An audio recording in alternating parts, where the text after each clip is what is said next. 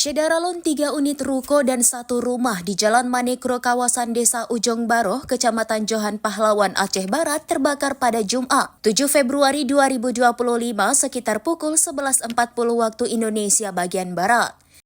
Kebakaran tersebut tidak menyebabkan korban jiwa, namun diperkirakan menimbulkan kerugian material hingga mencapai 250 juta rupiah. PLT Kepala Badan Penanggulangan Bencana Daerah atau BPBD Aceh Barat Teku Ronald Nehdiansyah mengatakan terkait penyebab kebakaran ruko dan rumah di Jalan Manekro Melaboh masih dalam penyelidikan oleh pihak kepolisian. Tim BPBD Aceh Barat yang menerima informasi tersebut segera mengerahkan 3 unit armada pemadam kebakaran dari Mako BPBD dan 1 unit dari Pos Damkar Merebo dibantu oleh 1 unit D-Max. Selain itu, upaya pemadaman juga melibatkan TNI, Polri, RAPI, PLN, dan masyarakat setempat. Pemilik ruko yang terdampak kebakaran adalah Yudi, pemilik bengkel Ulim, Najir, pemilik sate Ajo dan roti bakar, serta 1 rumah milik Fajri.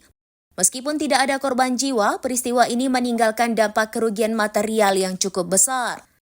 Saat ini petugas masih melakukan investigasi untuk menentukan penyebab pasti kebakaran tersebut.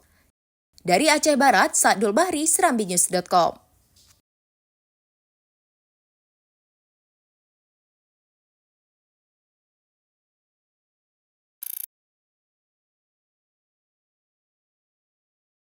Download Tribun X sekarang, menghadirkan lokal menjadi Indonesia.